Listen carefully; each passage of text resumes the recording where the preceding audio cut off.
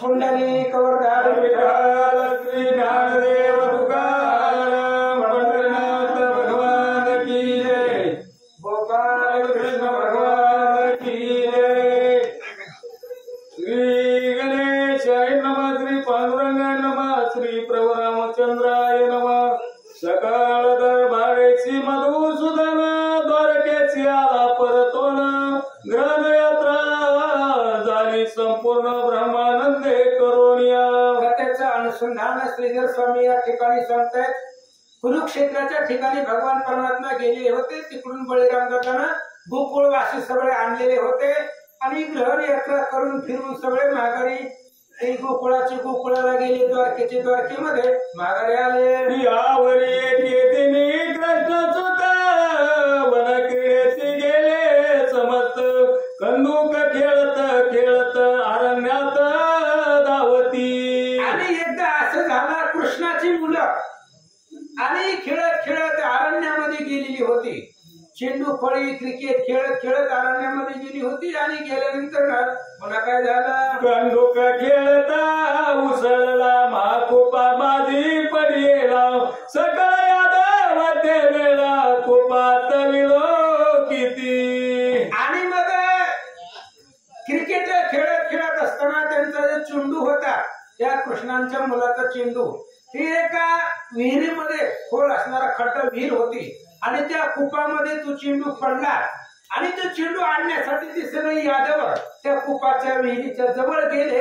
काय दिसलं, आत किंचित नसेदिरा माझी सरड पडला पर्वताकार, महाविशाल भयंकर उघडून नेत्र विलोकित। आणि त्यांनी ती चेंडू शोधण्यासाठी कुपामध्ये पाहिलं डोकावून त्या विहिरीमध्ये, तर एक सरड होता, सरडा आणि तो सरडा काही बारका नव्हता, पर्वताच्या आकाराचा सरडा त्या यादवांनी कृष्णाच्या मुलांनी पाहिला। यादव म्हणती जन्मवारी पायी एवढा सरड देखीला नाही, एक धाव निलवलाही कृष्णाशी सांगती नवलये। आणि यादव ते असणारे विचार करू लागले, आज जन्मल्यापासून आतापर्यंत एवढा सरडा कधी पाहिलाच नाही, भव्य आणि दिव्य पर्वताच्या आकाराचा सरडा कधीच आपण पाहिला नाही। म्हणून त्यातलाच एक जण पळत पळत गेला आणि कृष्णाला वृत्तांत सांगितला।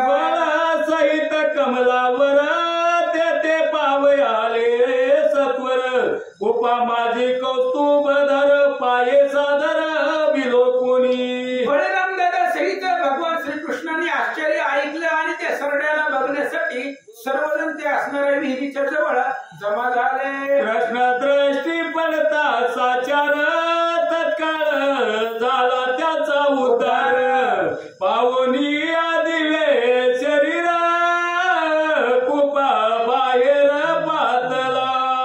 आणि त्यावेळेस तेव्हा त्या ठिकाणी असणारे भगवंताने त्या सरड्याला पाहिलं आणि कृष्णाची दृष्टी त्या सरड्यावरती पडल्याबरोबर त्या असणाऱ्या सरड्याचा उद्धार झाला आणि एक दिव्य पुरुष त्यामधून बाहेर निघाला असं पाहू लागले। जो ब्रह्मादिका वंद्य पूर्ण शिराब्दिवासी नारायण, त्याचे धरिले दृढ चरण प्रेमे करोनी तयाने।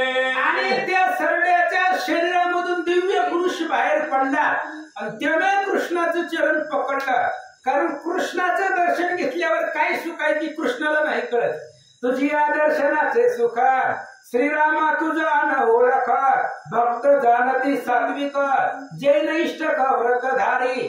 भगवंताच्या दर्शनाचं सुख फक्त भक्तांनाच माहिती असतं। त्या राजाने ते असणाऱ्या व्यक्तीनं जो दिव्य पुरुष बाहेर निघाला त्यानं भगवंताचे पाय घट्ट पकडले। उभा ठाकला जोडोनी कर मग तयासी पूछे श्रीधर, तू कोण येते सांगवीर काय प्रतिवत्तर बोले तो। आणि त्यावेळेस भगवान परमात्म्याने त्याला उठवलं आणि विचारलं, बाबा तू कोण आहे, कुठला आहे आणि इथं सरळ होऊन पडण्याचं काय कारण आहे, सगळं वर्तमान मला सांग। म्हणे माझे नाव नृग नृपवर, पुण्य पंथे वर्तता साचार, मध्ये एक पाय घडला थोर झाला करम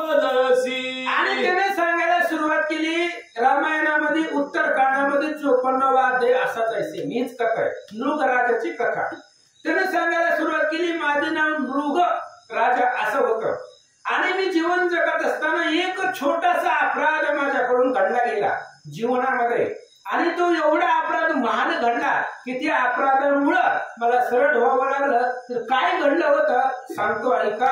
एका महापर्वत काळी ब्राह्मण बोलावोनी सकळी दयाची सहस्र गोदाने अर्पिली समस्त विधी प्रकारे. आणि एकदा पर्व काळ पाहिला आणि त्या पर्व काळाच्या दिवशी एक ब्राह्मण माझ्याकडे आला किंवा मी असं दान धर्म करीत असतो. आहे इष्टेट संपत्ती आहे तर दान धर्म करायला काय अडचण आहे. त्यामुळं रोज किंवा प्रत्येक काळाला मी हजारो गायी देत असतो. मग एका ब्राह्मणाला मी हजारो गायी विधियुक्त प्रकारानं दान केल्या.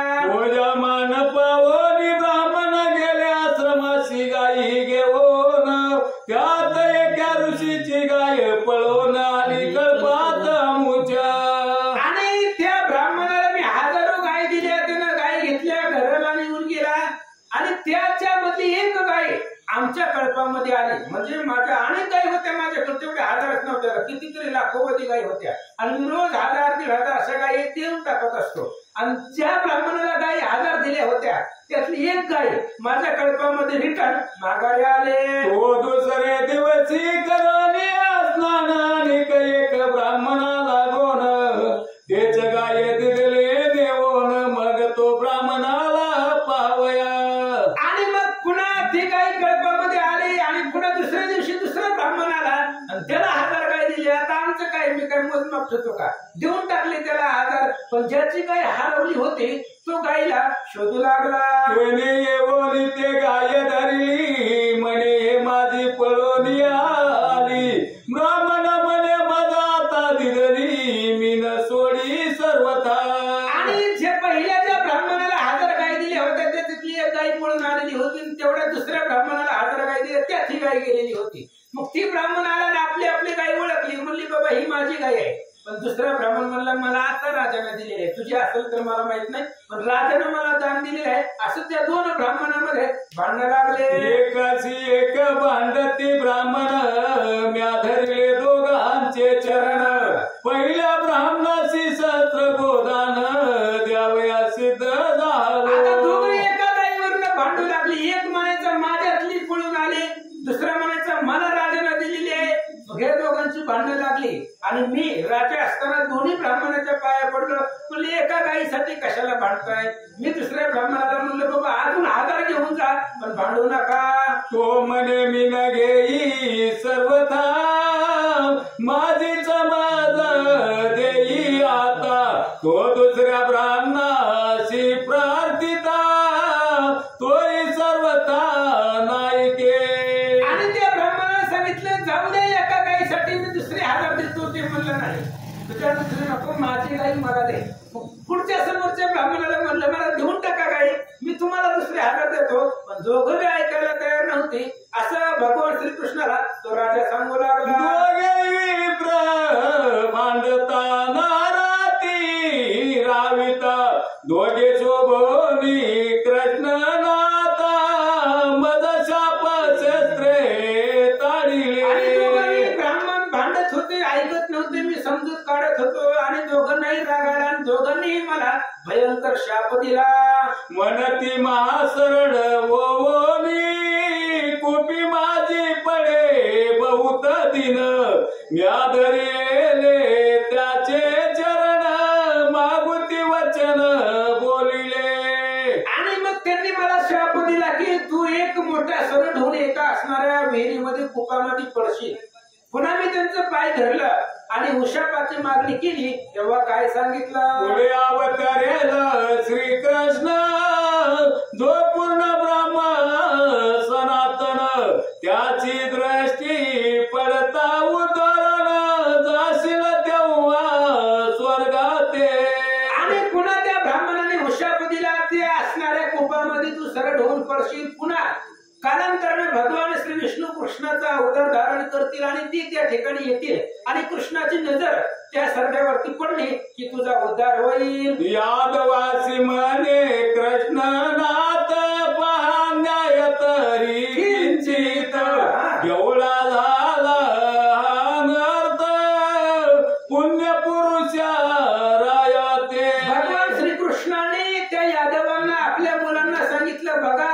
तुमच्या डोळ्यासमोर आहे आणि प्रत्यक्षाला पुराव्याची गरज नाही. जे प्रत्यक्ष पाहिले त्याला पुरावा कशाला आहे का? किंचित अपराध आहे ह्या राजाचा, अपराध नसतानाच आपण समजू काय अपराध होता त्याच्या त्यानं गाय देऊन टाकल्या. पण अपराध नसताना सुद्धा किंवा किंचित अपराधासाठी केवढं संकट ह्या राजावरती किंवा काय त्याला भोगावं लागलं. म्हणून बाबांनो ब्राह्मणाला भिवून राहावा. या लागे ब्राह्मणाशी भिवून वर्ता तुम्ही सावधान. हे असो तत्काळ विमान राया कारणे पातले. म्हणून कृष्णाने सांगितलं ब्राह्मणाला भिवून राहावा. कारण ब्राह्मणाकडे एकच शस्त्र आहे, शाप. आणि ब्राह्मणाचा शाप खरा ठरतो. त्याच्यामुळे ब्राह्मणाला भिवून तुम्ही जगा, वर्तन करा, त्यांचा अवमान अपमान करू नका. असं बोलत असताना त्या नृग राजाला नेण्यासाठी स्वर्गातलं विमान आलं. नमस्कार हरीचे चरण नृगराजा गेला उदरून. हरिप्रसादे करून इंद्रभुवनी राहिला. भगवान श्रीकृष्णाचं दर्शन घेतलं, प्रदक्षिणा घातल्या, नमस्कार केले, विमानामध्ये बसला, भगवंताच्या कृपेने स्वर्गामध्ये जाऊन राहिला. द्वारकेत प्रवेशला कृष्णनाथ तो भेटीशी आला वीर पार्थ. चतुर रणपंडित सुभद्राकांत आवडे बहुत श्रीकृष्ण. आणि मग आता एके दिवशी भगवान परमात्मा द्वारकेमध्ये राहत असताना अर्जुनाला वाटलं चला देवाला भेटून येऊ. म्हणून इंद्रप्रस्थावर अर्जुन निघाला आणि कृष्णाच्या भेटीला आला. श्रीकृष्ण आवडे करून हृदय आलिंगिला अर्जुन. परम प्रीती दोघा लागून पंक्तीशी भोजन शेजारी. अर्जुनाचे आणि कृष्णाची मध्ये प्रीती होती, प्रेम होत. आणि म्हणून एका पंक्तीला जेवायचं, एका बरोबर सोबतीला बसायचं, असं त्यांचं चालू होतं. एका आसनी चौघासी बसणे, एक तल्पी निद्रा करणे, गुह्य गोष्टी बोलणे, दोघा जणी एकांती. एका आसनावरती बसायचं, शेजारी जेवण करायचं, गुह्य गोष्ट दोघांमध्येच बोलायचं. एवढी आप्तता त्या दोघांमध्ये होती. द्वारके माझी एक ब्राह्मण त्याशी आठवाळे गेली सटोन. मागुती स्त्री प्रसूत होऊन नववा पुत्र झाला. आणि द्वारकेमध्ये एक दाम्पत्य असं होतं, ब्राह्मण आणि त्याची पत्नी. त्याच्या पत्नीला 8 बाळ झालेली होती, पण ती 4-5 दिवसामध्ये मरत होती. अशी जन्मला की 4-5 दिवसाला मरायची. अशी 8 बाळ जन्मून मेली आणि 9वं जन्मला. तेव्हा ब्राह्मणाला चिंता लागली. ब्राह्मण श्रीरंगा जवळी आला, बाळाचा वृत्तांत सांगितला. हरिजे 5वे दिवशी पुत्र याला, उपाय मधला सांगा काही. तो ब्राह्मण कृष्णापाशी आला, म्हणले भगवंत आपण द्वारकेचे राजे असताना माझे 8 बाळ 5व्या दिवशी मरताय, काहीतरी उपाय सांगा. 8 लेकरं झाले माझे जन्मले की 5व्या दिवशी मरत आहे. असं कृष्णाला तो ब्राह्मण सांगू लागला. आता स्त्री झाली प्रसूत, एवढा तरी राखे सूत. तो गर्वे बोले वीर पार्थ, मीरचीन बाळ तुझे. तो ब्राह्मण कृष्णाला बोलत होता, म्हणले आता 9वं बाळ झालेलं आहे आणि आता 9वं बाळ सुद्धा 5 दिवसामध्ये मरल, त्याला वाचवा. भगवान श्रीकृष्ण काही बोलायचे आतमध्ये अर्जुन चिटकून बसलेला होता. आणि अर्जुनाला गर्व होता, आपल्यासारखा योद्धा कोणी नाही. अर्जुनाने सांगितलं महाराज टेन्शन घेऊ नका, म्हणला मी तुमच्या बाळाचं रक्षण करायला तुमच्या बरोबर येतो. ब्राह्मणाच्या घराशी आला अर्जुन, म्हणे मी बाळकाचा रक्षीन प्राण. यम काळ उभे चिरीन निवास, निज सामर्थ्य करून या. ब्राह्मणाच्या घराजवळ अर्जुन आला, म्हणले ब्राह्मणाला तुम्ही घेऊ नका, मी असताना यम येत असते का? त्या यमाला सुद्धा यमाचं थोबाड पुढील, त्याला उभा चिरील, त्याला दंड करेल, पण तुमच्या बाळाला वाचविना, असा अर्जुन बोलू लागला. मी असता सामर्थ्यवंत काय करतील यमदूत. कैसा सटवेल उपराचा सूत, तो आधी सत्य पाहिन. आणि अर्जुनाने सांगितलं मी असता. आणि कृष्णाला हीच नडते, मी आणि माझे स्मरण विसरले जयाचे अंतःकरण. पार्था तो संन्यासी जाण निरंतर. जिथं जिथं मी पणा येतो तिथे तिथे कृष्णाला त्रास होतो. तिला मात्र जरी होय अभिमान. म्हणून अर्जुनाने सांगितलं मी असता सामर्थ्यवंत, मी असताना यमदूत तिथे येणार नाही तर असं तो बोलू लागला. जरी या बाळाचा जाईल प्राण तरी मी आगिनी काष्टे बक्षीन ऐसा करून आपण रक्षी अर्जुन सभवते. अर्जुनाने सांगितलं तुम्ही टेन्शन घेऊ नका, मी असताना यमदूत येतच नाही आणि हे मी पण सगळ्याला नडतंय. मदसारिका दूत असता स्वामीशी एवढी कोण चिंता दिव्य औषधी समर्था क्षणार्धता अनिन. हनुमंताने सांगितलं होतं रामाला मी असताना आणि माझ्यासारखा दूत असताना लक्ष्मण मरल कसा. आता जर दोन्ही द्रोणागिरीच्या औषधी घेऊन तो नाही दिसल्या मी पण नडला गेला. आणि अर्जुनाची सुद्धा तीच अवस्था झाली. अर्जुनाने सांगितलं ब्राह्मणाला मला टेन्शन घेऊ नका, तुमचा मुलगा जर मेला तर मी असणार अग्नी कष्ट भक्षण करेन आणि स्वतःचा जीव देईन. विप्राच्या ग्रहावरोनी थोर दृढ रचिले बाणाचे मंदिर दिव्य मंत्र जपोनी सत्वर दिग्ध बंधन पार्थ करी. त्या ब्राह्मणाच्या घरावरती बाणाचा मंडप तयार केला घराच्या चारी बाजूने आणि घराच्या वर म्हणजे घराला पॅक केलं बाणाच्या मंडपानं जेणेकरून यमदूत येऊ नये. धनुष्यासी लावोनी बाण द्वारी रक्षितसे अर्जुन तो प्रवर्तला पाचवा दिन गेला प्राण बाळकाचा. आणि अर्जुन बाहेर उभा राहिला घराच्या बाहेर धनुष्याला बाण लावून उभा राहिला आणि इकडे 5वा दिवस उजळला आणि त्या लेकराचा आतल्या आत घरामध्ये जीव गेला. अर्जुनाला माहिती नव्हतं. जननी पेटीवरच्या स्थळ अरे अर्जुना सटवले बाळ पार्थ शोभला प्रबळ गेला तत्काळ यमपुरी. मग त्या आतल्या स्त्रीने सांगितलं बाबा काय रक्षण करायला तू, माझं लेकरू मेलं घरातल्या घरात असून तू बाहेर काय रक्षण करायला लागला. मग अर्जुनाला राग आला आणि यमलोकाला गेला. यमासी पुषे व्रतांत तो म्हणे नवई बाळे येत म्यादिली नाही सत्य जाण व्यर्थ यथार्थ कपी ध्वज. आणि अर्जुन डायरेक्ट यमलोकाला गेला आणि यमाला उभं केलं पुढे. ते आणि म्हणली 9 बाळ ब्राह्मणाची कोट आहे. ती म्हणला मी एक बी आणलं नाही, 9 मधलं मी एक बी आणलं नाही, मला माहिती बी नाही असं यमानं उत्तर दिलं. बाळका कारणे ते वेळे स्वर्ग मृत्यू पाताळ शोधिले 14 लोकात झाडे घेतले परिबाळेन सापडती. आणि मग लगेच त्या बाळकाचा शोध घेण्यासाठी 14 लोकांचं झाडावरती घेतला. स्वर्ग मृत्यू पाताळ त्रिभुवन शोधलं गेलं पण बाळकाचा पत्ता अर्जुनाला लागना. आला द्वारकेची परतोन मगचे तविला मागणे प्राण द्यावयासी अर्जुना सिद्ध झाला ते काळी. मग लगेच पुन्हा आता माघारी आला. आपल्याला बाळ सापडली नाही ती आपली प्रतिज्ञा व्यर्थ जाईल म्हणून द्वारकेमध्ये पुन्हा आला आणि आपली प्रतिज्ञा परिपूर्ण करण्यासाठी पुन्हा प्राण देण्यासाठी तयार झाला. वृत्तांत ऐकून या सर्वेश्वर प्राता जवळ आला सत्वर कपिध्वज वृत्तांत समग्र श्रीरंगाशी सांगितला. द्वारकेमधल्या लोकांनी वार्ता भगवान कृष्णापाशी गेली की अर्जुन जीव द्यायला लागलाय शरण रचलंय.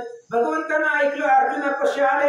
अर्जुनानं सगळं वृत्तांत कृष्णाला सांगितलं. पवन वेगे रथ जात पृथ्वी मंडळ उलंगोनी त्वरित सप्त समुद्र आदभूत क्रमोनी मागे टाकिले. मग रथावरती अर्जुन आणि कृष्ण बसले. वाऱ्याच्या वेगाने रथ जात होता. पृथ्वीमंडळ उल्लंघून सप्त समुद्र उल्लंघून पाठीमाग टाकून रथ निघाला. सप्तावरणे बेदोन जेते वसे आदी नारायण तेथे नेवोनी अर्जुन उभा केला श्रीकृष्ण.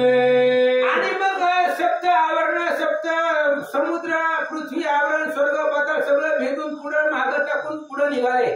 आणि आदी नारायण म्हणजे भगवान श्री विष्णूचा ज्या ठिकाणी राहत होते तिथं वास्तव्य होतं आदी नारायणाचं तिथं अर्जुनाला कृष्ण घेऊन गेले. कोटी सूर्याची प्रभा जाये लोकोन ऐसा शेषाई नारायण त्याची आपद मुष्टावरुण ब्रह्मांडाची ओवाळी जे.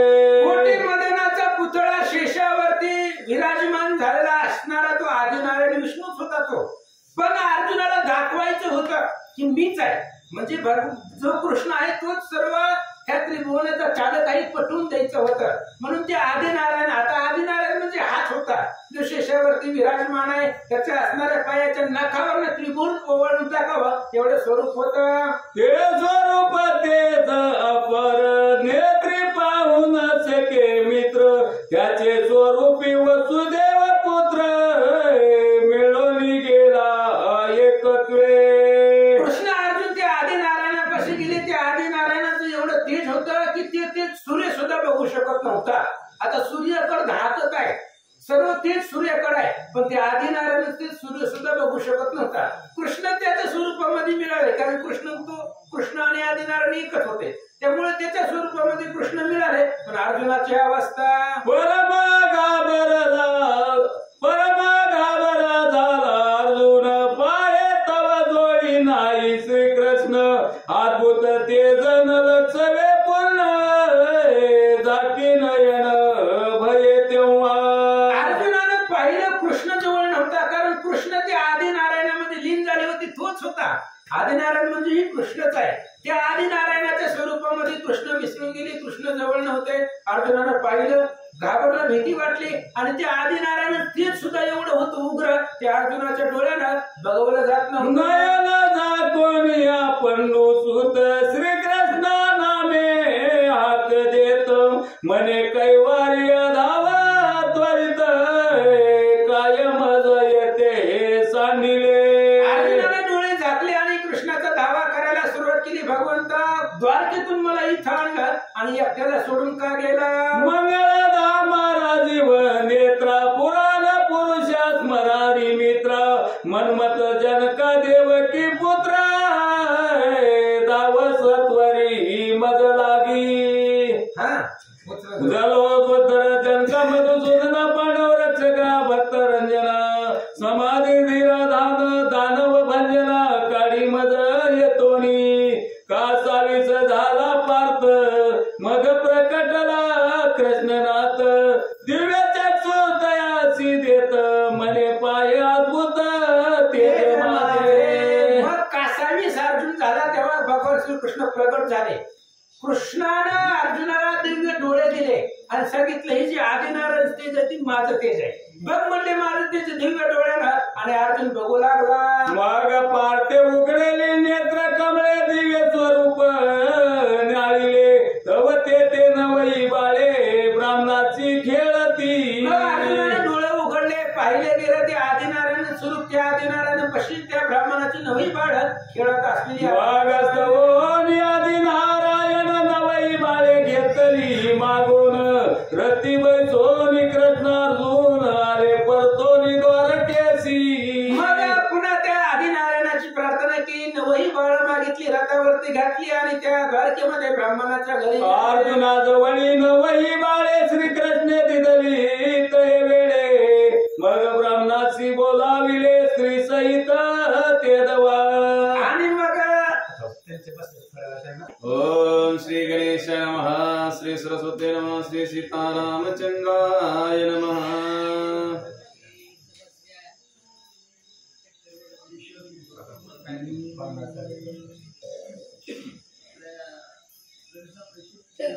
मगस्तवनी आदिनारायण नवही बाळे घेतले मागून, रती वैसोनी कृष्णार्जुन आले परतोन द्वारकेसी. अर्जुना जवळी नवही बाळे श्रीकृष्णे दिदली ते वेळे, मग ब्राह्मणाशी बोलाविले श्री सहित ते दवा. उभयंताशी पूजनी पार्थ समर्पिले नवही सुत, ब्राह्मण आनंदे बहुत यशवर्णित. असं म्हणले, अशा पद्धतीने ते नवही बाळ अर्जुनाने घेतली, त्या ब्राह्मणाला बोलवलं, त्याची पूजा केली, त्याच्या हातामध्ये ती नवही बाळ दिली. आनंद वाटला, महाराज मेलेलं लेकरू आपल्याला मिळालं. त्याच्यामुळे अर्जुनावरती आनंद तो प्रसन्न झाला ब्राह्मण देवता, असं सांगतात.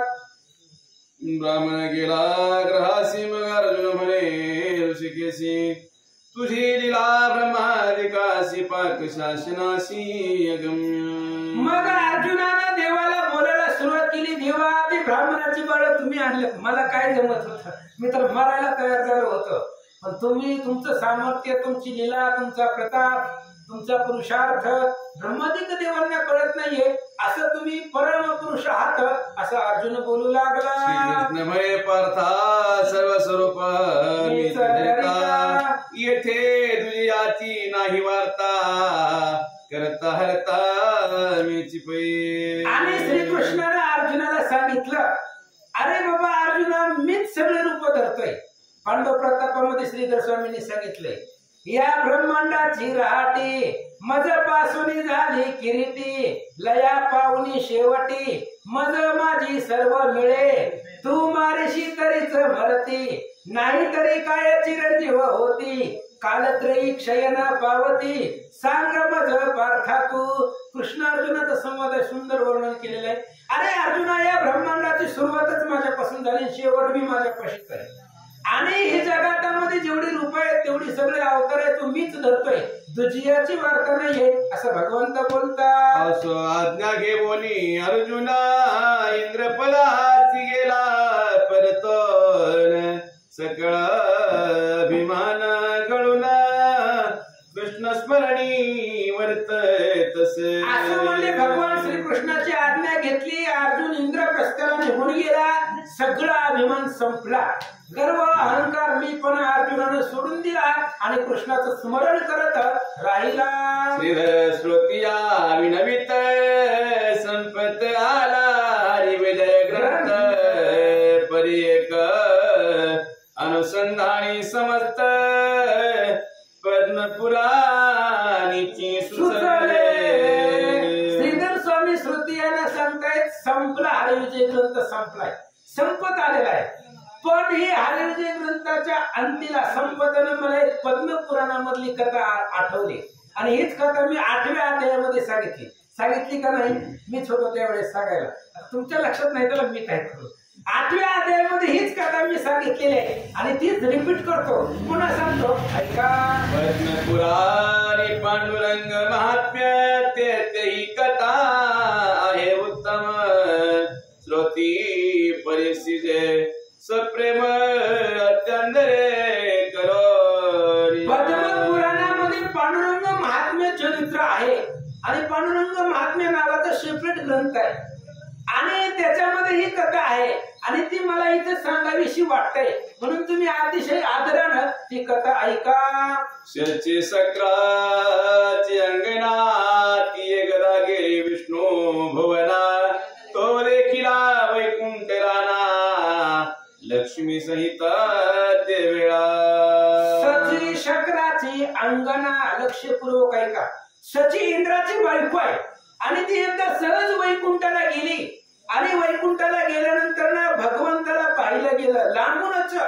लक्ष्मी भगवान श्री विष्णूच्या मांडीवरती लक्ष्मी बसलेली असं स्वरूप सचिन लांबून पाहिलं.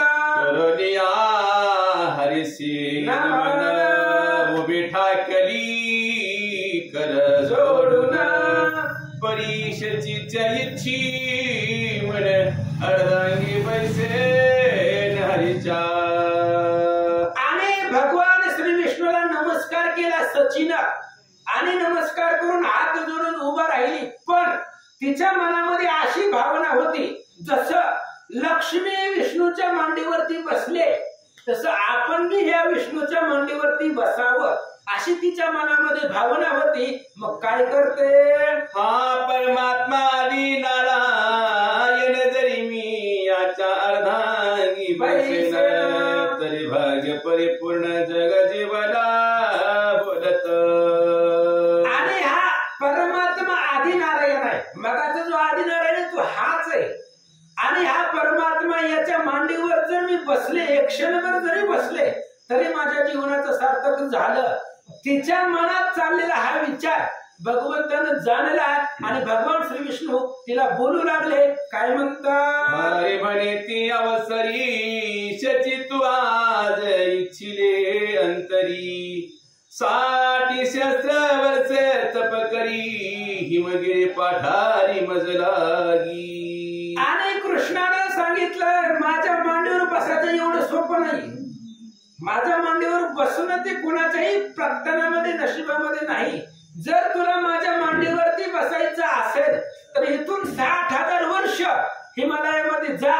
इंद्र वैभव, इंद्र राज्य सगळं सोडून दे आणि देहावरती उदास होऊन 60,000 वर्ष हिमालयामध्ये तप जाऊन कर. पुन्हा मी कृष्णाचा अवतार धरतो. पुढे मी धरिय कृष्ण अवतार गोकुळी करी लीला चरित्र तू राधा भवनी सत्वर प्रगटे मग आणि भगवान श्री विष्णूने सांगितलं 60,000 वर्षानंतर पुन्हा मी कृष्ण अवतार धरेन आणि मी कृष्णाचा अवतार धारण केल्यावर पुन्हा तू राधा होऊन ये आणि मग गोकुळामध्ये राधा होऊन तू राधेचा अवतार धारण कर. ही राधा म्हणजे इंद्राची बायको आहे. ही एवढं कृष्ण तिच्या बरोबर प्रेमाने त्या ठिकाणी राहिले. कशामुळे आहे? ही 60,000 वर्षाचं तप आहे म्हणून आधी राधेचं नाव येतंय. एवढं राधा आणि कृष्णाचं जी काही भक्ती आहे ही भगवंताविषयी केलेली भक्ती आहे राधेला. काही जण म्हणतात की राधा कृष्णाची बायकोच आहे. बायको नाही, ती इंद्राची बायको आहे. पण निश्चिम भक्ती केलेली आहे कृष्णाची. 60,000 वर्ष तपाचं ती फळ आहे. असं ऐका. तेथे मी तुझे वरीने मग मी कंसावधा जाईन ते वेळे तू गुप्त होऊन द्वारकी येई वेगेशी. आणि त्या गोकुळामध्ये आपण रासक्रीडा खेळू, तुझ्या मनातल्या सगळ्या इच्छा तिथं पूर्ण करू. पण पुन्हा मी कंसाला मारण्यासाठी मथुरेला जाणार आहे. तेव्हा तुला शोक अनावर होणार आहे. आपण ऐकलंय, 18वा अध्याय ऐकलं ना तुम्ही सगळ्यांनी ऐकला. त्या ज्यावेळेस कृष्ण निघाले होते तेव्हा राधा रथाच्या आडवा आलती आणि राधा तिथंच मृत झाली. तिने ते शरीर सोडलं आणि इंद्राच्या ठिकाणी ती निघून गेलेली होती. पण मांडीवर बसायची इच्छा अपूर्ण राहिलेली होती. सगळं केलं पण मांडीवर बसायची इच्छा परिपूर्ण झाली नव्हती. तिने शरीर तिथं सोडलं, त्या रथाला आळू गेली, तिथं ती मेली आणि तिचा जो आत्मा होता तो तिकडे गेला. इंद्राची पत्नी होऊन ती नांदू लागली. पण मांडीवर बसायची इच्छा अपूर्ण राहिल्यामुळं पुन्हा मी द्वारकेमध्ये आल्यानंतर पुन्हा तू गुप्त रूपाने तिथे ये असं विष्णूने सांगितलं. सबरे पावणी त्यावसरी इंद्राने धारे तप करी प्रगटली गोकुळा भितरी भोगिला मुरारी कुंजरवाणी. आणि अशा प्रकारे ती इंद्राची राणी भगवान श्री विष्णूचं ऐकलं आणि हिमालयामध्ये जाऊन तप करून पुन्हा गोकुळामध्ये राधेचा तिनं जन्म घेतला आणि त्या असणाऱ्या कुंजर वनामध्ये त्या कृष्णाबरोबर अनेक प्रकारच्या लीला राधेने केल्या. मथुरेशी जाता ऋषिकेशी वियोग न सहावे राधेशी गुप्त होरी हिमाचळासी मागुती तपासी ते गेली. आणि पुन्हा भगवान श्रीकृष्ण मथुरेला निघाले की वियोग राधेला सहन झाला नाही म्हणून ती पुन्हा तिचं जे राधेचं जे शरीर होतं ते शरीर तिथंच टाकलं आणि जी काही आत्मज्योत आहे ती पुन्हा तप करण्यासाठी निघून गेली. मांडीवर बसायची इच्छा अपूर्ण राहिली होती आणि भगवान श्रीकृष्ण इकडे द्वारकेचा राजा झाला. 16,000 पत्न्या बरोबर संसार केला. पुन्हा मग ती तप परिपूर्ण करून पुन्हा गुप्त रूपाने आली. मग ते दिव्य तप करो तोची आली द्वारके लागुनी श्रीकृष्ण राधेशी देखुनी आलिंगनी अंकी वैसली.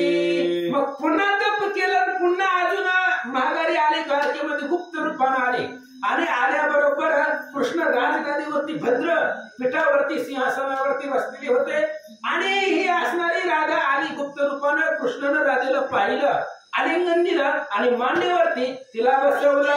अद्यापि द्वारकेसी दान श्रुती पहावे जाऊन होते राधा कृष्ण पूजना सर्वजण देखत ते. आजही तुम्ही द्वारकेला गेलात तरी राधा कृष्णाचं पूजन होतं आणि प्रत्येक ठिकाणी होतं. कारण राधेने तशी भक्ती केलेली आहे कृष्णाची. 60,000 वर्ष तप कशासाठी केले? एवढं असणारी सेवा भगवंताची केली, ती सगुण स्वरूपा बरोबर आपल्याला त्या ठिकाणी रमता यावं, त्या भक्तीचा आनंद घेता यावा म्हणून तिनं एवढं असणार जे काही साहस आहे, तिनं जे काही कष्ट आहे ते केलेलं आहे. आणि आजही द्वारकेमध्ये जर गेला तर राधा कृष्णाचं पूजन आजही होतं असं म्हणले. आता कथा ऐका. असो अर्धांगी राधा घेऊन बैसला सता चक्र पाणी तिथे आली रुक्मिणी हरिचरण पाहावया. आणि ती राधेची इच्छा परिपूर्ण करण्यासाठी कृष्णानं राधेला आपल्या मांडीवरती बसवलं. आणि तेवढ्याच वेळामध्ये रुक्मिणी आली. आणि रुक्मिणीने आल्यावर भगवान श्रीकृष्णाचं दर्शन घेण्यासाठी आलेली होती.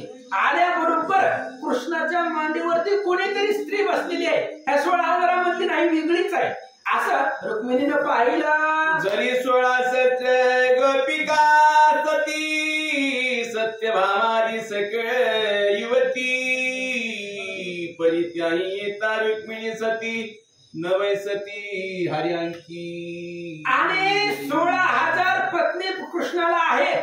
पण त्या जरी असल्या आणि ज्यावेळेस रुक्मिणी येईल त्यावेळेस त्यातली एक जण सुद्धा कृष्णाच्या मांडीवरती बसण्याचं धाडस त्यांना होत नाही. रुक्मिणी समोर असताना कुणी 16,000 बायका जरी आल्या तरी त्या सुद्धा कृष्णाच्या मांडीवरती बसत नाही. मग ही कोण नवीन स्त्री मांडीवरती बसले असा विचार रुक्मिणी करते. रुक्मिणी येता सगळा उभ्या राहती गोप बाळा सर्व देखता चितकळा हरिअंगांगी बैसत. आणि या 16,000 पत्नी ज्यावेळेस रुक्मिणी येईल तेव्हा त्या 16,000 उभ्या राहत होत्या. उभ्या राहिल्याबरोबर रुक्मिणी जाणार कृष्णाच्या मांडीवरती बसणार असं सांगू लागले. सर्वा देखता बैसे रुक्मिणी परी तिज देखते न बैसे कोणी ही ज्ञान काळ पेटे राणीची सरी कोणी न पावत. सगळ्याच्या देखत रुक्मिणी कृष्णाच्या मांडीवरती बसू शकते. पण रुक्मिणी समोर असताना कोणीही कृष्णाच्या मांडीवर बसू शकत नाही. कारण रुक्मिणीची बरोबरी कोण करूच शकत नाही. कारण ती भगवंताची ज्ञान कळा आहे असं सांगतात. असो रुक्मिणी आली जे एकदा तो हरीचे अर्धांगी वैसली न धरी रुक्मिणीची मर्यादा चळले क्रोधा भंगीमती. आणि मग एकदा रुक्मिणी आली कृष्णाच्या दर्शनाला सहज आली. आल्याबरोबर ही राधा कृष्णाच्या मांडीवरती बसलेली रुक्मिणीनं पाहिलं. मग रुक्मिणीला भयंकर राग आला.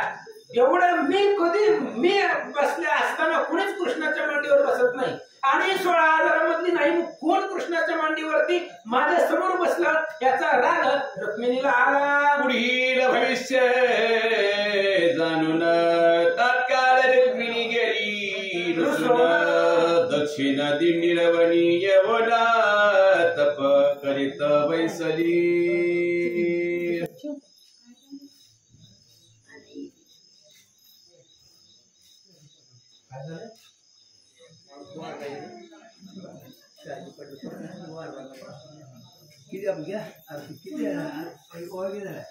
कुंडली कवरधारी विठ्ठल श्री ज्ञानदेव तुकाराम पंढरीनाथ भगवान की जय.